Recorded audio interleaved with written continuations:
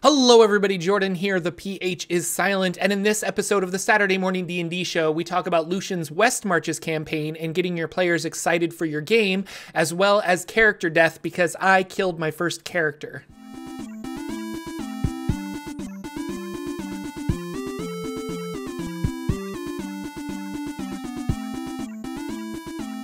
Hello, ladies and gentlemen. My name is Jordan with a silent PH in the middle, and welcome to the Saturday Morning D&D Show. I am joined always by my wonderful co-host, Sir Lucien, over at Sir Lucien Gaming. Say hello, sir. Hello. I think you were about to say a PH in the morning. A PH, I know. Like I think in my mind, I'm like, oh, I usually say it like this. I'm gonna say it slightly different, and it messed up the circadian rhythm of my brain. Yeah, that's weird. So anyway, but we're live. Thank you everybody for coming out and listening or watching us live on Twitch Saturday mornings at 9 a.m. Pacific time. Yeah, there is not a ton of D&D news, but we seem to have done a lot of D&D stuff. So I'm hoping that this will be a good show of discussion and back and forth chit chat. So yeah, but this is older news, but it's something I wanted to talk about because I've been thinking a lot about Eberron, is that they're going to do an Eberron Adventure League storyline. And we knew about this, but what I didn't know about is that they're going to do basically 11 different scenarios, 11 different games that you can play in, and they're each for each level. So the first one is going to be a prologue of like basically a 0 level, level 1 kind of thing. And then next week they'll release a level 1. And then the week after that, they'll release a level 2 adventure and a level 3 adventure going all the way up to level 10. So if you are interested in Adventure League and your stores are doing Adventure League and you can kind of commit the next like 11 weeks, it would be really cool to sit down and be like, yeah, I want to do this Eberron campaign. I'm going to start on September 21st when the first one releases, and then every week just kind of keep continuing. And I imagine that they're sequenced out like this, that you will be the appropriate level by the following week for the next adventure. Otherwise, why release them like that week after week? Because the Adventure League has a new leveling system of like points and stuff. So I don't know. So I was like, I am really interested in this. I didn't get to go to Adventure League this week, but like I'm really excited for September when the new storylines release, and I hope that my store picks them up and does them. But yeah, and I know that was a big talk on ours. I know we'll get to kind of what we did this week, but in my Adventure League game, that was one of the things we had a quick talk with our GM about, or our DM about, was season 8's coming. It's obvious there's some big rule changes happening, and what is the timing on that? Like when they drop it, are we all of a sudden in season 8?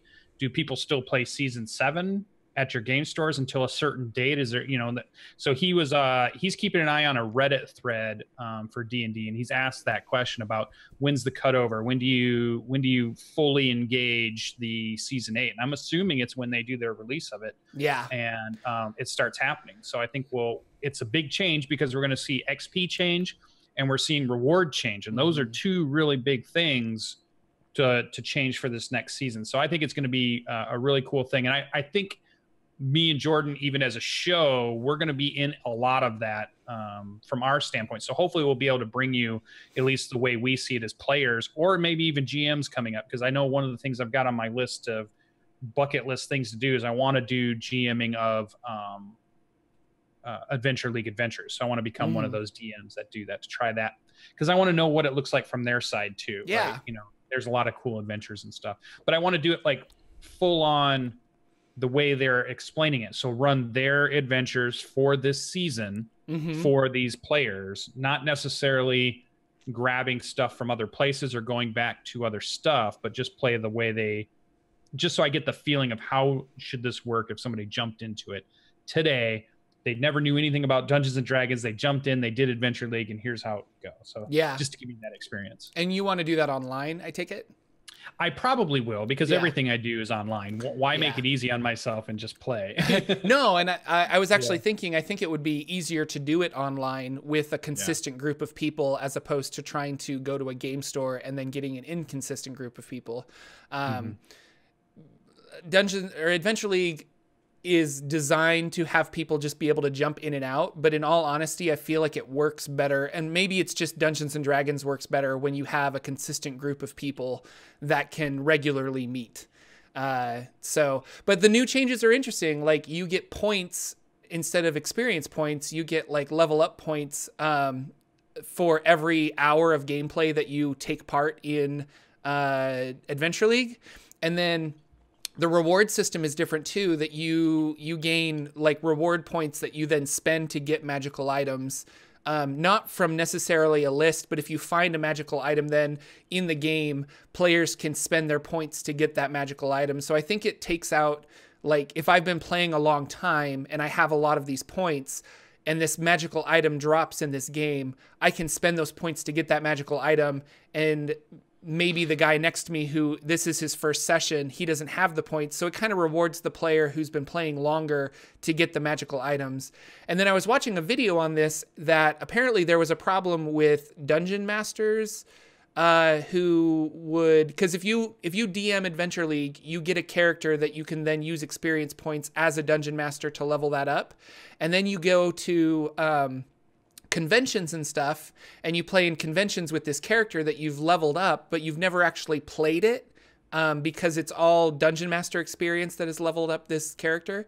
And then those were the players that were getting special magical items because they didn't have any magical items. Those were the players that were getting these items that were at conventions and specific items that were made for conventions. And then they would never be able to play them again because, well, they could play them again, but they wouldn't play them again because they go back to and they're a dungeon master. So it was from his perspective in this video, and if I find a link to it, I'll try to put it in the show notes for the YouTube channel because I don't remember it off the top of my head right now. But it was really interesting because I didn't know that was a problem. That they were like, well, you're taking away from other people that have actually been playing their characters and leveling them up by just kind of swooping in and snagging all these magic items and stuff. So I think that new system is also supposed to take care of that. And then another thing that I thought was interesting is that if you are, say, a paladin and your starting equipment says that your paladin is got medium armor, and then you kill an orc who has heavy armor, in the game, you could take his heavy armor and then you had heavy armor for the rest of your game. But now at the end of the session, that armor disappears. Like, you can't pick up anything you pick up, like weapons wise. Like, if it's like, oh, he's got a great axe that's not magical, but like I take the great axe and I use it, you can use it for the rest of that session. But at the end of that session, that great axe goes away and you're back to the starting equipment you have, which forces you to buy equipment with money. Like, you have to use the gold that you get at a convenient place within the storyline to actually purchase heavy armor or plate mail or things like that. So different weapons, which is kind of a hindrance if you're a blade warlock, because warlocks don't have really good armor, but they can wear better armor, but their starting equipment is like cloth. And so it's kind of like, and that, I don't know, and that's the only thing I remember is that a lot of when I was level 1, there was a bunch of warlocks that were Pact of the Blade, or what's the new one with the, it's not Pact of the Blade, but there was the Hexblade. Hexblade, thank you. I couldn't think of it off the top of my head.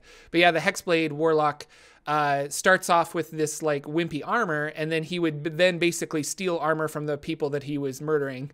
But that won't stick with you for the rest of the game. Yeah. So that's a cool roleplay mechanic, though. Yeah. I wear the armor of my defeated enemies. I love it. Yeah. So I don't know. Adventure League is changing.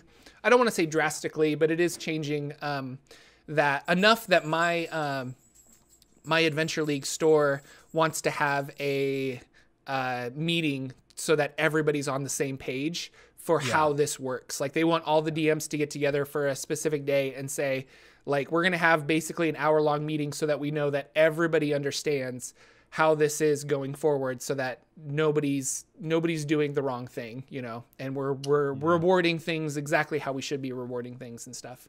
So, and I think the new rules are definitely long overdue. The ones that they've been working with have been around for a while, and I think, like you said, they're addressing some of the more common concerns of Adventure League. Not that they're going to fix it perfectly, because I'm sure we'll see some other new problems that arise. And like some of the people in chat were saying, sometimes it feels a little video gamey, and in that style of gameplay, it can be, because but you get that you can't get away from it if you're doing drop in, drop out seeding. That there's just no other way to try to keep that. And if you're tracking on your adventure log how you got your gold, your experience, and where you got it, so that we're sure people aren't just creating outrageous characters and trying to bring them into games that they're not supposed to be in, it's going to feel a little weird and structured and not as narrative as a regular campaign that you're playing with your friends. And then the other thing is that for the longest time, Adventure League was only really rewarding combat. It wasn't really rewarding much else. There were some language there where the GM, I always say GM because I like Game Master better than Dungeon Master, but the DM could... This is Dungeons and Dragons, Lucien. We say Dungeon Master. Get out of here. In this, 2018 Dungeon Master sounds a little, but we'll keep going. So I think the rules are about that, but I also like the idea of they're trying to address, I have this cool character, I have this cool thing in mind.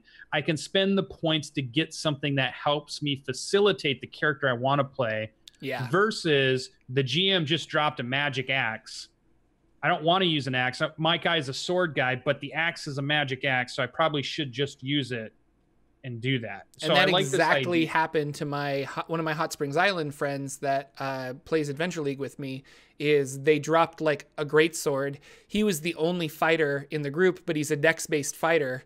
So he's like, I can use this great sword with my proficiency because I'm proficient in it because I'm a fighter. I have a +1 instead of a +3 plus his strength because he has minus to his strength, And so he's like, I can use it, but like my rapier's better, but nobody else wanted it because nobody else could use it, So yeah.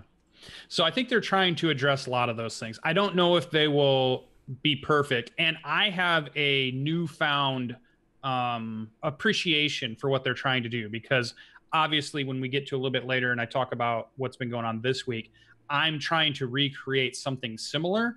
And I'm now finding all of the problems that you have to deal with in saying, okay, how does this work when you have varying groups that are mixing different members and they're coming from different places? And how do you keep track of that? And how do you let them come in and out on different weeks and all that kind of stuff? And I realize it's a tough thing to do. And they're tackling it. So that's pretty cool. I know Pathfinder Society is the other one that does. They tackle the Living World campaign pretty strongly. I've seen a little bit of Monty Cook do some of it, but not nearly as much as like Dungeons and Dragons and Pathfinder seem to be the two that come to my mind as far as living campaigns that have really tackled it as much. So with Pathfinder 2 really coming out, I've been seeing a real upsurge of popularity with it too. So there's a lot of people giving a look right now. There's a lot of videos out there about reviews and the comparisons are starting to come out. So I wouldn't be surprised if their living campaign kicks off, and then we'll have a good kind of two big companies that have come up with living campaign rules that we'll be able to compare and say, oh, I kind of like what they did here. Oh, but I like how this company did this thing here. And all of that's really good because then we can bring it into our games and decide what we like to use. We don't have just one way to do it, and that we have to figure out do I just do that or not? We might have a couple of different ideas that we can work with and bring it into our game, because all of it is about bringing it into your game, right? Yeah. All of it's about bringing it to your players and having that kind of fun. So we'll have to see where it goes. I don't know. Me and you have seen Pathfinder. I played a game or two, but I haven't felt the big draw. Are you feeling any draw to it yet? Are you feeling like some... Yeah, no, I'm not. And I don't know why. Because players have come up and said, hey, we should try a Pathfinder game yet? No, nobody said that yet. Like, okay. I think the majority of my players really enjoy D&D, but I think they're also intimidated by Pathfinder because it was so... Like, there's a rule for everything, which some people really like. A lot of times we just hand wave it with that, you get advantage here, or you get disadvantage here. And I don't know if my players would be interested. Like, okay, so the majority of my players, not my Hot Springs Island people, because they're a little more they're a little more, they're going to flip through the rule book to like figure stuff out because they like that. That's just fun mechanics. But my Sunday game people, they just kind of want a casual game of Dungeons and Dragons.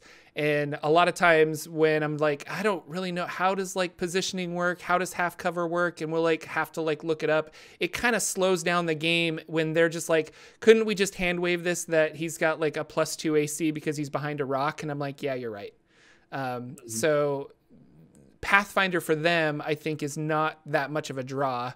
I'm curious about Pathfinder, and that's why I played the playtest at Gen Con. I'm also reluctant to dive into it because it is so rules heavy. And I have downloaded the playtest and opened it up, and it's just like, well, first of all, that's like a lot of reading to do on my tablet as opposed to flipping through an actual book, which I enjoy more. But I don't know, maybe next week, maybe this week, we should watch a whole bunch of videos on Pathfinder 2 and read through the thing, and then we can talk about it a little bit more in depth next week. That could be interesting. Yeah. Yeah. But because 3.5 also intimidated me with how like rules heavy and crazy it kind of was. Which is weird because I played 4th edition, which was not, I mean, I guess 4th edition was a little more streamlined than 3.5. I don't know. I went from Advanced Dungeons and Dragons to the first time I played D&D to 4th edition. So I kind of just skipped the 3.5 era and thus, but the people that were really invested in 3.5, I think it was a natural transition to go to Pathfinder. Whereas I don't feel playing 5th edition is going to be a natural transition to playing Pathfinder 2. That might hurt Paizo as a company. I'm not sure. Or do they have enough fan base? I mean, they were #1 during the Dungeons and Dragons 4th edition area. Paizo was the #1 role-playing game. And from a selling point, they were selling more than 4th edition was. But will that carry on until 5th edition came out and then Dungeons and Dragons was back on top? So I don't know. It's really interesting. But yeah, sorry, going back to your initial question, I don't have that draw.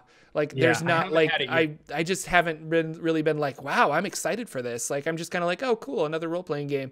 I'm going to go back to Kids on Bikes because I'm more interested in that at the moment. Or I'm going to go like read my Dungeon Crawl Classics books again because I'm really interested in that again. So, yeah, I don't know. It'll be interesting to see because we've got, not only is there a resurgence in tabletop RPGs, definitely in the last 2 to 3 years. This year was, they even said it on Dungeons & Dragons, it's been the biggest selling year they've ever had for Dungeons & Dragons. But I also think it's the biggest selling year for any of these tabletop RPGs. I bet Pathfinder has the biggest year it's going to have. I'm sure Monty Cook is selling better than he's ever sold before in all their Monty Cook games, because just right now, everybody's into RPGs. The market's getting flooded again with new RPGs that are out there.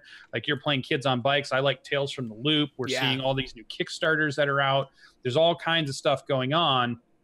And sometimes that leads to a saturation, which kind of hurts the whole hobby. But at the moment, we're on that high of there's so much to offer. And if you have some type of preference, like you're just like, I want to role play, but I'm not really into medieval fantasy. It'd be so cool if I could play giant mecha robots, because that would be what I'm into.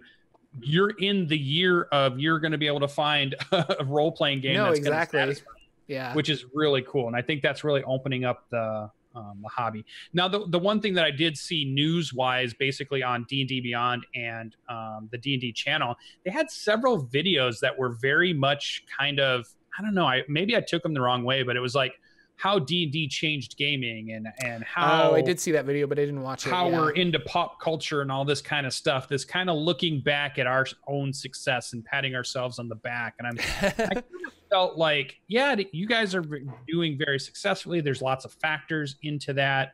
But you also want to be a little, you always still want to be humble, right? You always want to be the humble person when you're doing that. You got to be a little careful about, how you've changed this or that. I think it's more about how media and pop culture has changed the role-playing game versus it was a D&D book that changed everything itself.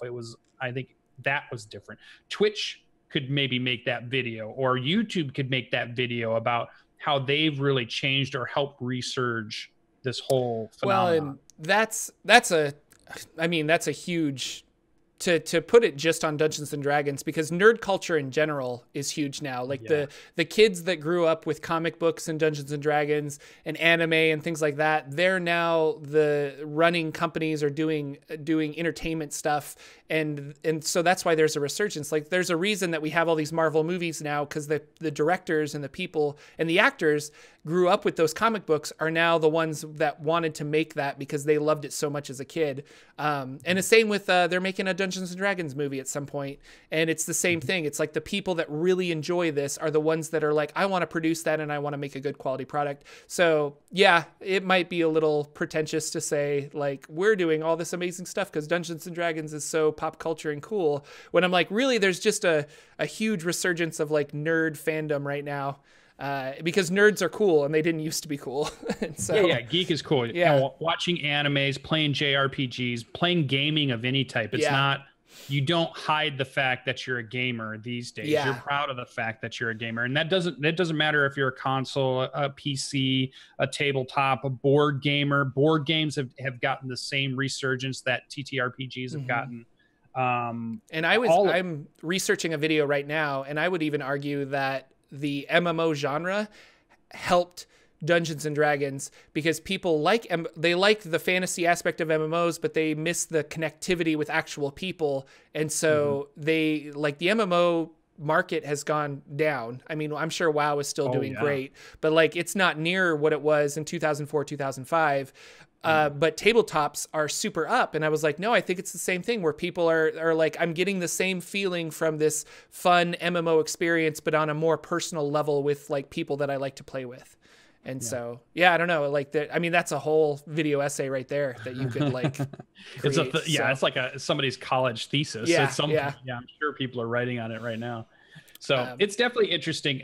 So the news, I think, has been a little bit light, and I think they're throwing those things out more because they just needed something to put out, and less than that was their message that they were putting out this week, because it felt like most of them were super busy getting ready for the release that's coming, I think, in the next couple weeks, which is, we've been talking about Waterdeep Dragon Heist. Yeah, it's just around the corner.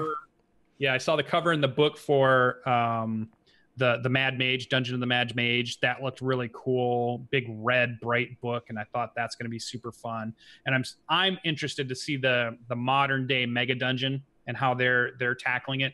And for me, all of these things always seem to be a way, because I'm creating so much right now on my own, and I'm trying to do things that are homebrew or maybe a mixture of, or I'm playing, but I'm always looking at how are they doing it, just to get an idea of, okay, I see the way they tackle things, or I see the way they do things, and I can pull little pieces out and say, I kind of like what they did there, but here's where I want to put my twist on it.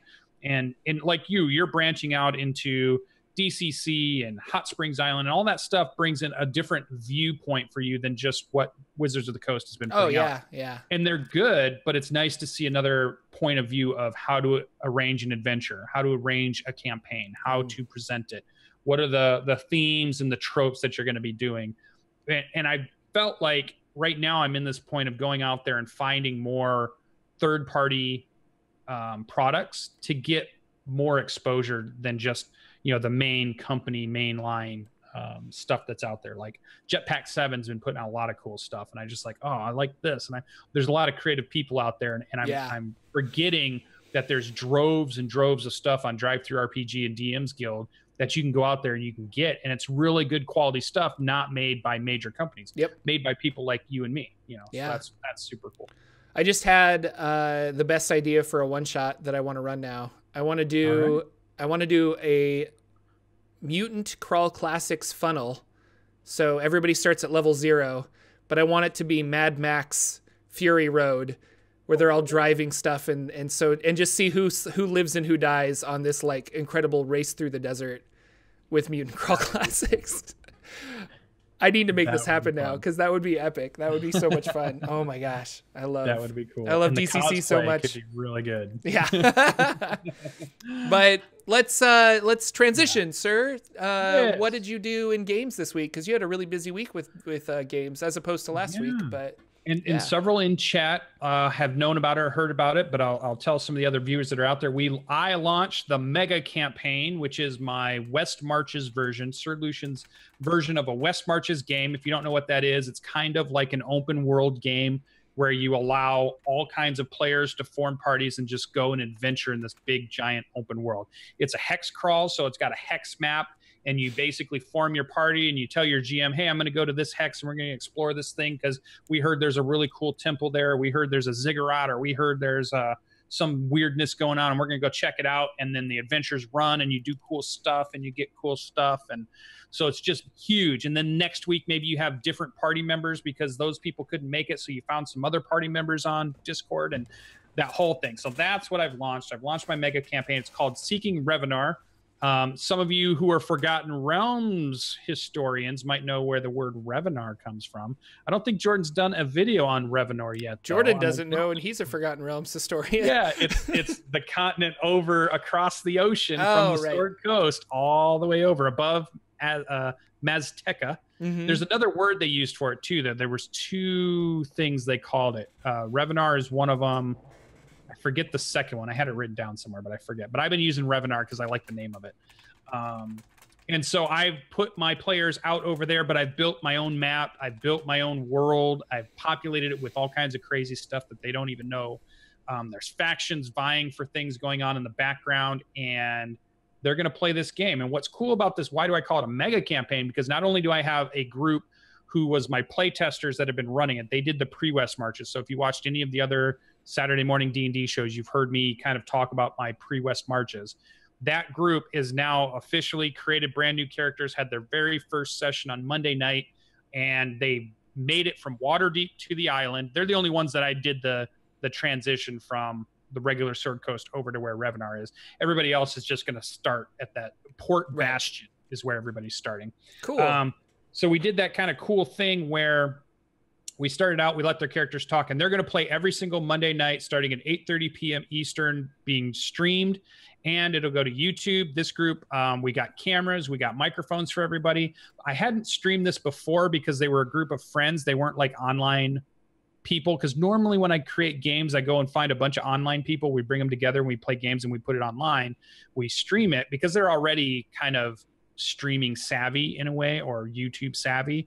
But this group wasn't, but we've got them all up and running. So it's now you're going to get to see that home group get to play, which is cool. But the even more exciting thing is we already have lots of people coming in and wanting to play the game, and you two in chat could play in this game.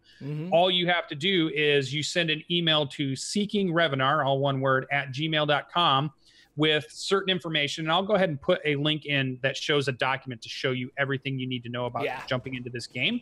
And you can jump in and you can create a character, and you guys can form parties, and you can look for an open space for me, the GM, and you can grab one of those, first come, first serve, and I'm going to run you through, and you get to also be in this world.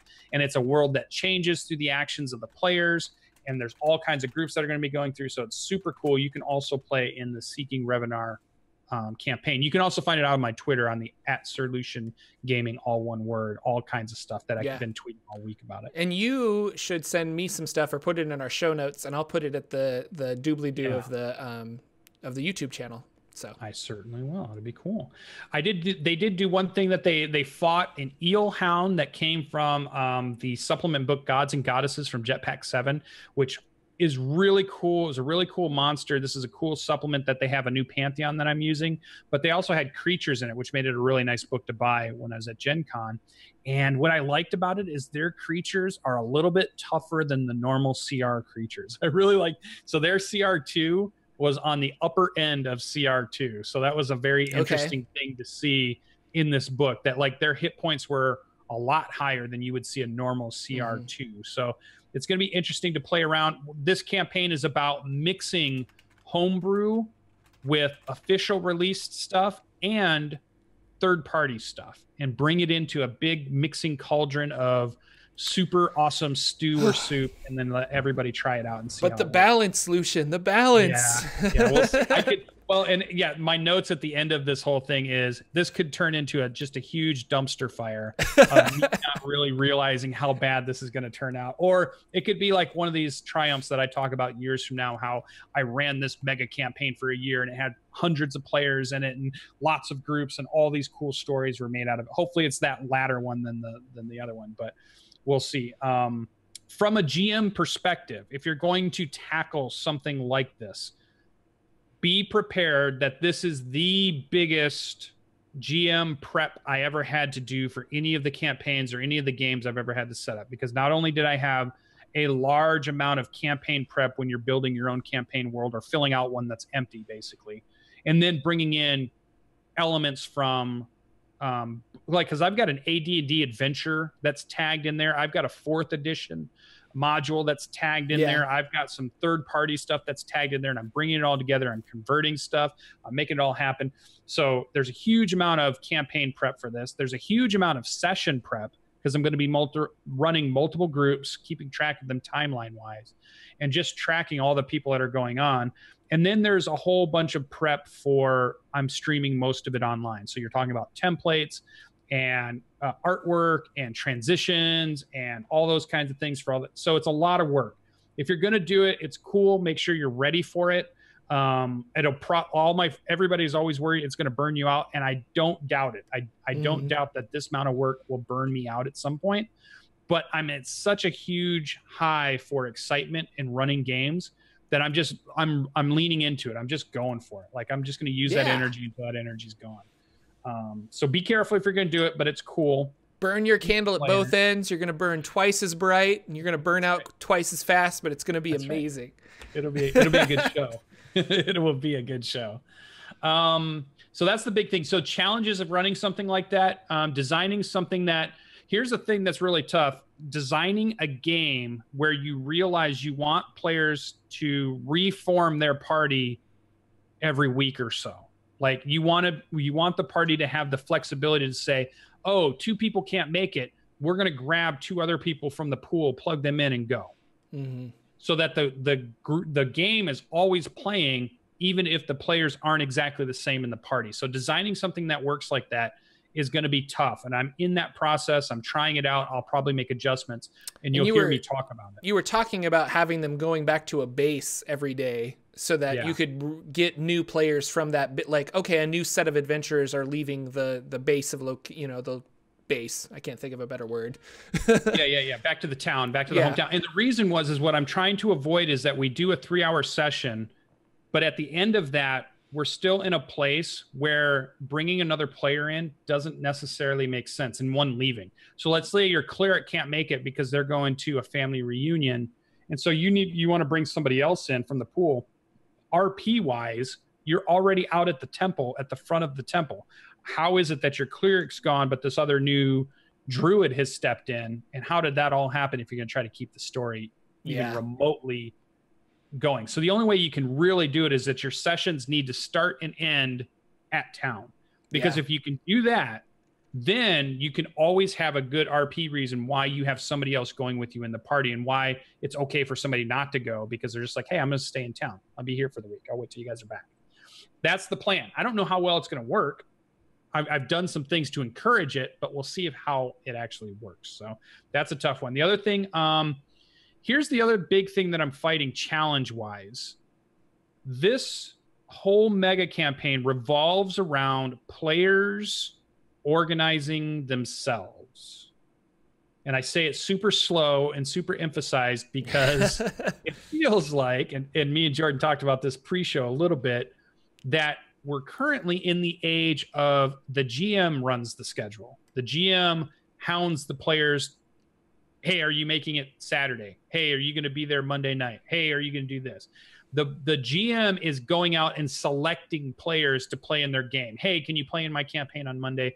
I'm going to get this person, this person, this person. It's not the players organizing themselves and then finding the GM to meet that or say, hey, okay, we're all together. I'll call over to GM Jim and find out if he's going to be able to run for us or she's going to be able to run for us. Because I felt like it has been that way in the past, but it doesn't feel like that way now. And like, I'm sure your games. What about your games? Are you the Well, person running it? so my Sunday game is definitely Jordan hounding my players to play. And mostly because we don't have a set time that we play on Sundays. So it's usually like, hey, does this Sunday work? Does this time work? And then people will be like, well, I've got rehearsal, or I've got this, so I need to be in the morning, or I need to be in the evening. Or I've got work early on Monday. So if we could play at like 3 o'clock as opposed to 7 o'clock, that would be awesome. And it has been mostly Jordan facilitating that, because Jordan wants to play a game. And it's always kind of been like that with me, where it's like, I realized if I wanted to play D&D, I was going to have to be the one that was the dungeon master, because none of my other friends were interested enough to be a dungeon master, but they were willing to play.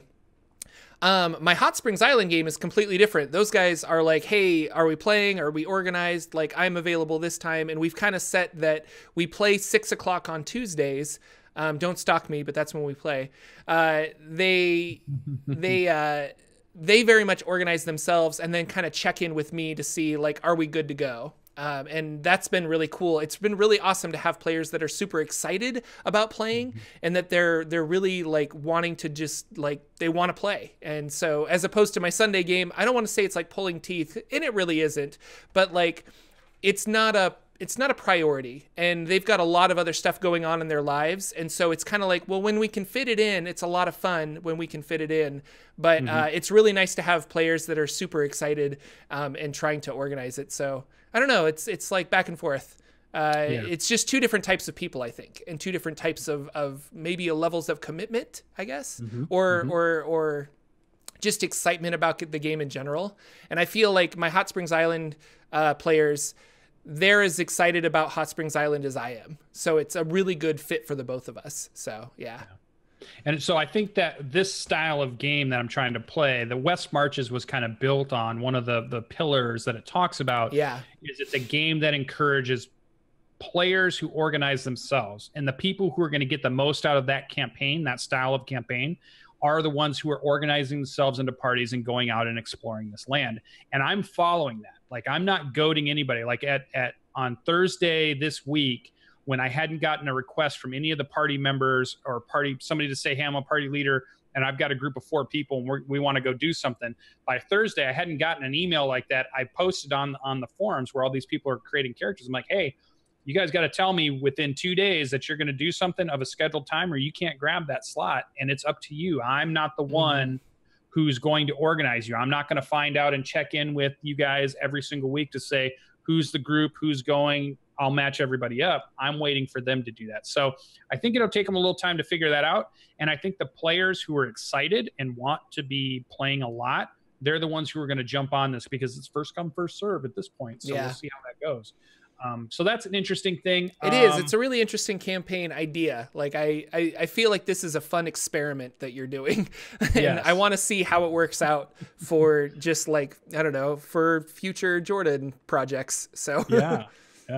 The other thing, stay organized on a much bigger scale. When you're tracking your campaign, you're usually tracking your party. You have your notes, and you know what's going on. This has definitely been a bigger endeavor to say, wait a minute, I could have 5 or 6 or 7 other groups running at any given time throughout a week. That's a lot to keep track of. So I've had to really come up with better organizational skills. I'm using OneNote, which I'm finding is fantastic for keeping me organized and keeping things where I can get to them easily and try to keep up on everything. So that's been really good for me.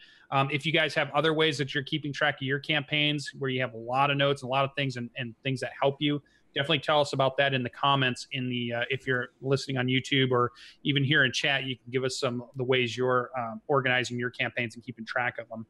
And then those are the big challenges of doing something like this. Creating the maps, updating the maps, those kinds of things. So we'll see how that goes. Cool. Then I played Tomb of Annihilation, which is my Adventure League game. And we kind of touched on this already, so I'll probably skip past it for the most part. But we did have the discussion about Season 8 and how that's going to affect us. I'm excited by it because I think it's going to allow my character to get some magic items that I think he needs to be a good character. Because I am kind of like I'm a 2-weapon fighter, barbarian. So there's going to be some things that are going to help that character really stand out. And now I'll be able to purchase them with my points, which I think is really cool. We did just get to the lost city of Omu for Tomb of Annihilation, but that's as far as we got.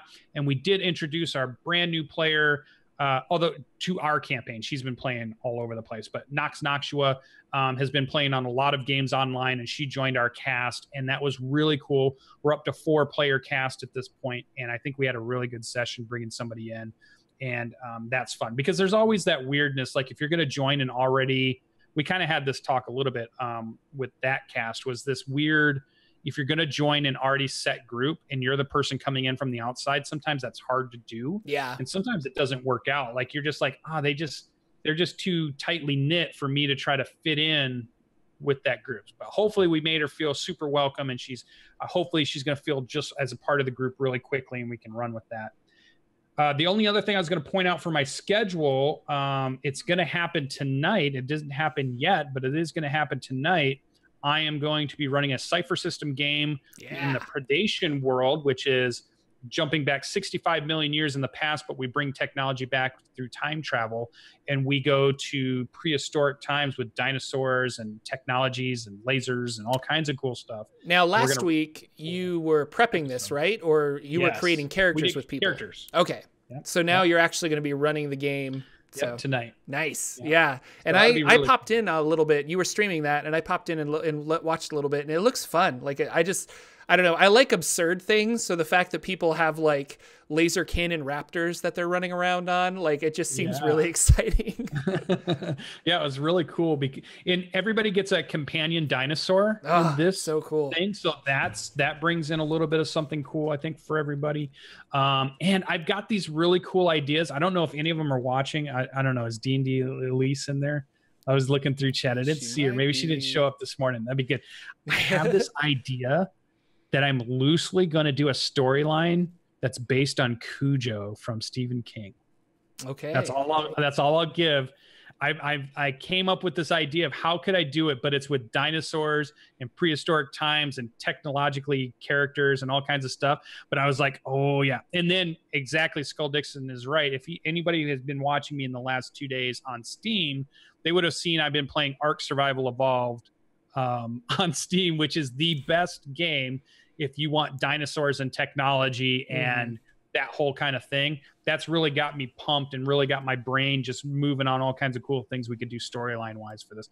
If it really works out really well, it may be one of those ones that I eventually want to do a mini campaign. Maybe not like a long-term campaign, but definitely one kind of like a lot of the shows you've been doing where they do maybe a 6 or 8 episode run. So you get a good feel. It's not necessarily a one shot, but you do get a good story arc and a good starting ending place. I might try to do that if this goes really good tonight, because this whole Predation story and world that Shauna Germain created from Monty Cook Games is a very interesting and fun world, and it brings several things together that I love, which is dinosaurs and technology. So sweet. I think that's cool. So definitely check that out. That's going to be tonight at, I think we're getting everybody gathered around 8 p.m. Eastern, and the stream might actually kick off around 8:30ish or maybe sooner.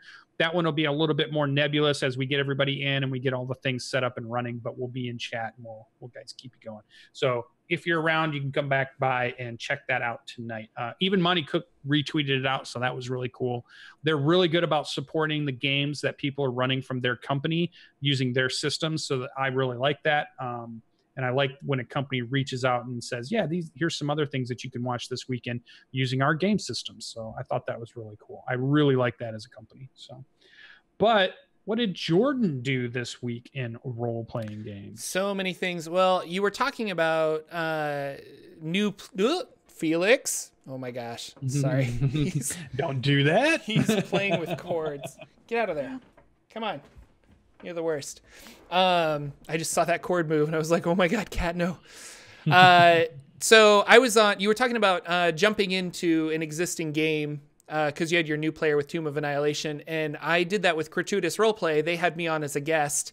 And those guys were just the nicest people. And like, I feel like my character was able to, probably because of the DM, he was able to kind of be shoehorned in there in a really awesome way. And I was kind of the leader of this group of people that they've been running around with. So these guys have been talking about their great leader, and then I show up as a 3-foot kobold, and I'm the like awesome leader of these guys. And so I was able to like run around with them, and it was a lot of fun. And they invited me back, but sadly I'm a little too busy. But go check out Gratuitous Roleplay. They have really awesome stuff, and they're in chat. They're in chat because they're doing cool stuff. Yeah. So it was awesome. So go check them out.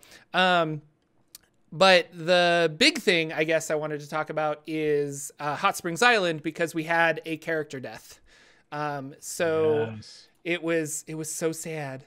So my players are visiting this ogre witch named Bavmorda. They've befriended the Night Axe ogres in kind of... Hot Springs Island is really open-ended with what side you want to pick. Like there's conflict happening on the island, and you can choose a side, and there's not really a right or wrong answer, but they've decided to kind of befriend these Night Axe ogres in retaliation to this guy named Svarku, who's kind of like running the island, and he's an evil... Well, we say evil, but we'll call him evil, but he's this evil Ifrit kind of guy that's greedy and what have you. They decided that they're enslaved by this Martel company, and they decided that they wanted to signal the boat and have the boat kind of come over to sell some things back to the Martel company that they've gathered while they were here. They have some red crystals that they figured out that they can cast spells into these crystals and then break them open. So it's a way for them to get extra spell slots with these crystals. Mm-hmm. And the crystals are really popular on the island with Svarku and his things. The Night Axe ogres were brought to this island to mine this red crystal. And the Night Axe ogres don't really have any use for it. They don't know what it does. They know that they were just like enslaved in these crystal mines to get a bunch of crystal. So they found some of these crystals. They've cast some spells in it. And then also you were talking about CR2 difficulty being a little more difficult than normal. They ran into a CR2 monster called an Obsidian Digger, which is basically like an obsidian elemental that mines this red crystal. And they ran into 4 of them. So there were 4 of these creatures that ran up, and they're a little more difficult than your regular CR2 monster. And I was not sure if they could handle this or not, but it kind of became apparent after the first like couple rounds of combat, especially because the Obsidian Diggers got a surprise round, that this was kind of bad news bears. Mm-hmm. And it's interesting because in my mind, I want my players to succeed. You want them to have a good time. You don't want to just like train wreck the whole thing. But I told myself that with Hot Springs Island, I was going to go off of the rolls. So when I rolled an encounter, it's like, this is the random encounter that kind of happened. They need to figure out whether they need to run, whether, like the players really need to understand that the island is dangerous. There could be a really easy fight, or there could be a really difficult fight. And they've had some difficult fights up until now, but they haven't had anything as difficult as this. So I knew that the Obsidian Diggers dig the red crystal. So after the first player went down, I had the Obsidian Digger basically loot that body, take the red crystal, and run. And so in my mind, I'm like, well, this is the out I'm going to give my players. They're going to be able to say, if we just like toss our red crystals, then maybe these guys will go away and we can survive. One player... Oh, the greed of your players. Yeah, one player was like, well, I'm going to throw my crystal. The other 3 were trying to talk him out of it. They're just like, no, use your crystal to like do extra damage or do this. And he's just like, I don't think so, guys. Like, I'm going to toss it. So he tossed his red crystal, and sure enough, one of the Obsidian Diggers went and grabbed the crystal and was happy with his red crystal and went away. The other, the 2 remaining players that were still up decided to fight, and that did not go well. And so they fought basically to the death. So we had, I think, 3 players go down. One of them got resurrected with healing magic. Then we didn't have enough healing magic, so the other 2 had to make death saving throws. And one guy made his death saving throws. He was fine. The other guy was rolling so poorly, and it was just like a 6, a 7, a 3. They used, in my game, I allow inspiration coins to be used to reroll any D20 roll, because I like the idea that players can use it for an enemy saving throw to make sure that their spells hit. So they used an inspiration coin. He rolled another like 4. And so he was like 3 death saving throws in a row. He died. The other players, because we were still in initiative, were trying to do medicine checks, and they were rolling like 6s and 7s, and so everything was just not working out to help this poor player. So Talion the Paladin passed away.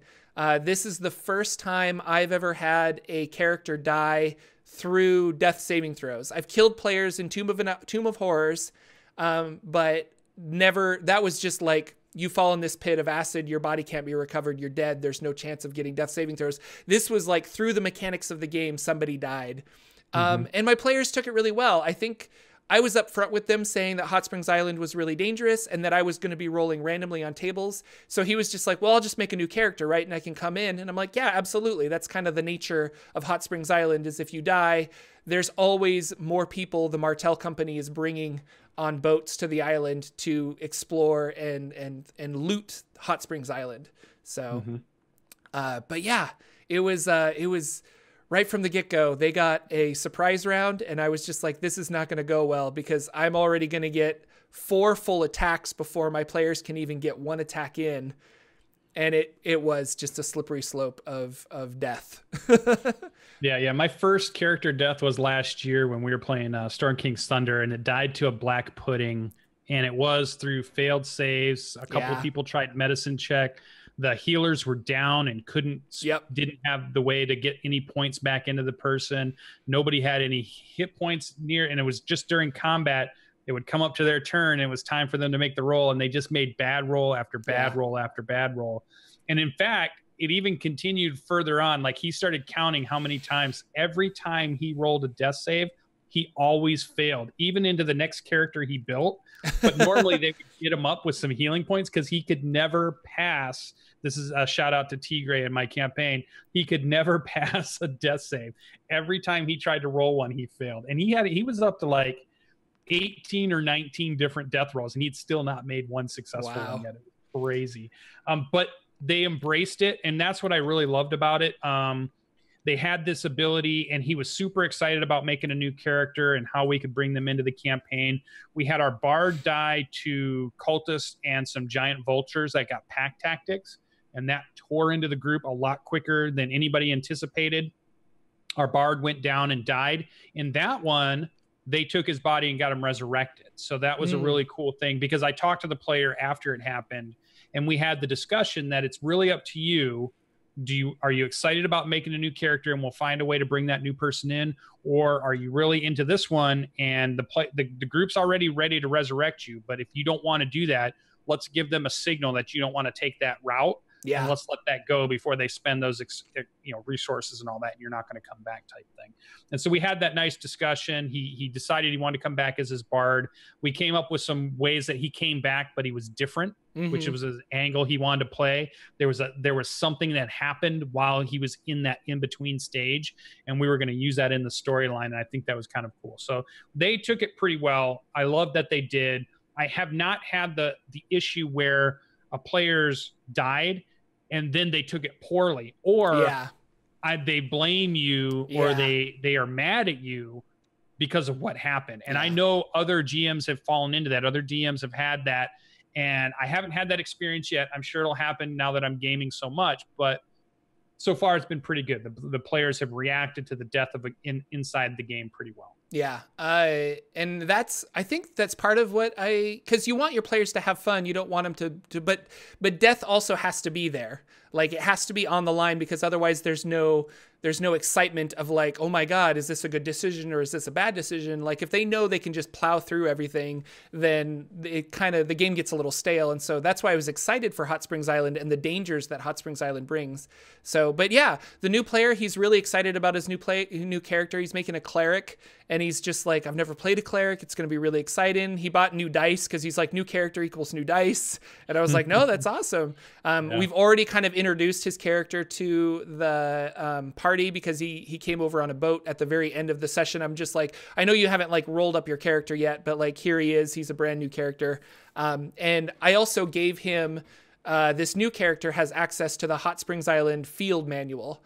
So the player focused book that has information about the island. So I'm hoping that with that manual, they'll be able to have a little bit more information or give them the power to look stuff up. Like when I describe a weird bush that walks on its roots, they can like go through and flip through the book and be like, oh, that's a spider bush. That's interesting. It's not dangerous, so we don't need to like worry about it.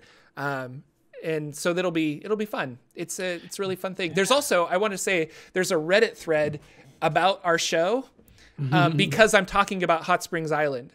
So this is it. If you are the people that are on that Reddit thread and you're like, because people are curious about running a 5th edition Hot Springs Island game, and somebody was like, well, this guy's talking about it on his Saturday morning D&D show. So this is kind of like at the end of, or towards the tail end of our show, I talk about my experiences with Hot Springs Island, and this is it. So. Yeah, there's a book like that. You can get Volo's guide in Tomb of Annihilation, the Adventure League, and I think you buy it for like 50 gold or something while you're in town, and it has been invaluable. It's something that I'm thinking about putting in a lot of the games I play too, because it allows the players to see something, deal with it, but then eventually go back and open the book up and say, what the heck was that thing? What is this thing?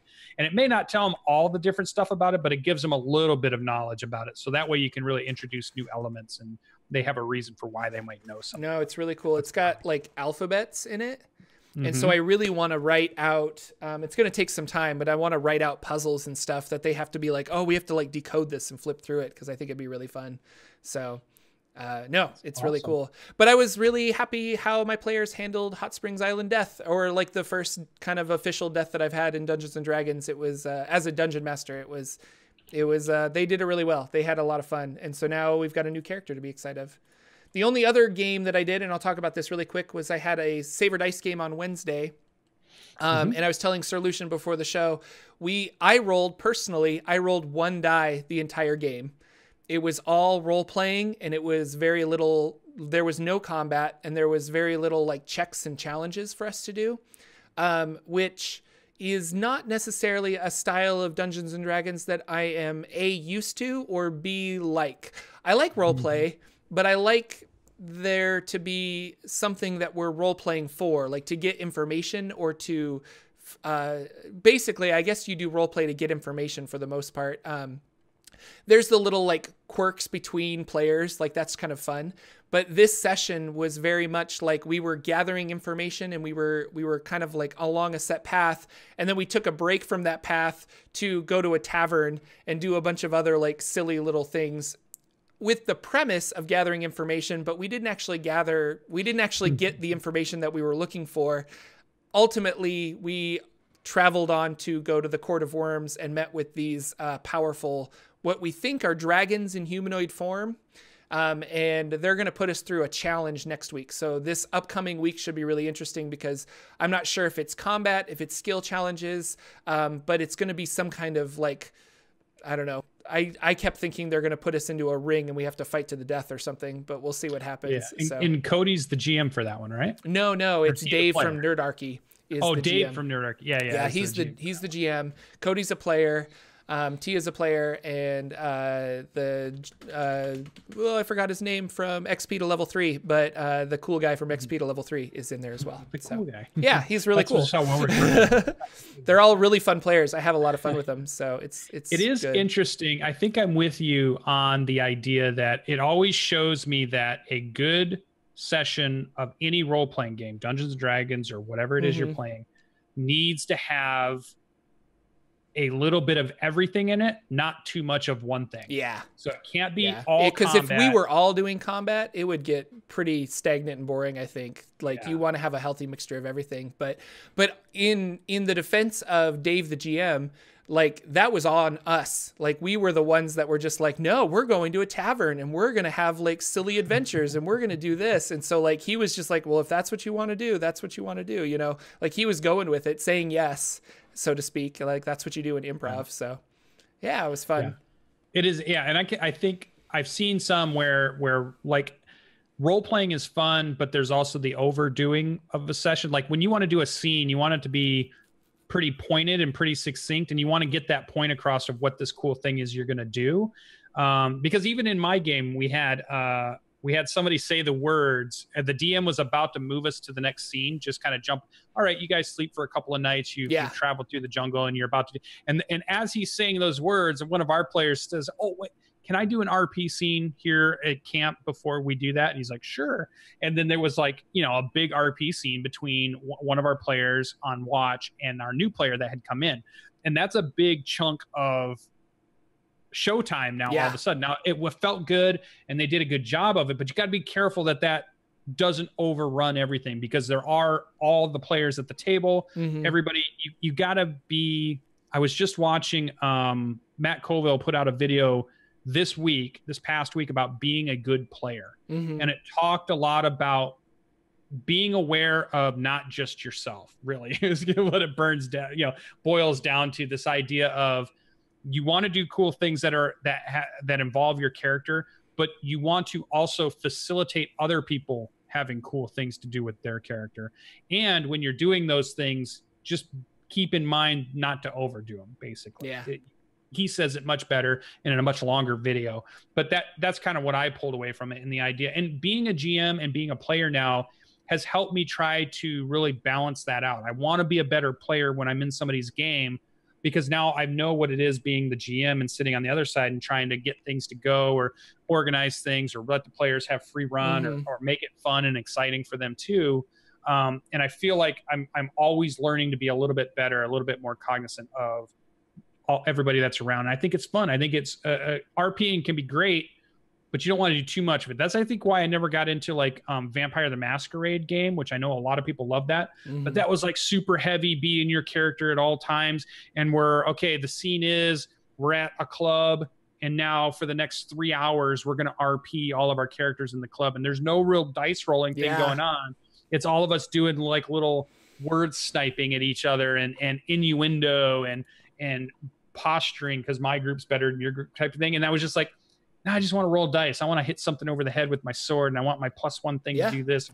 I got all these spells. I want to use them. Different stuff for different players, in all honesty. But like that's why you got to find the system that's right for you, in a way. So absolutely.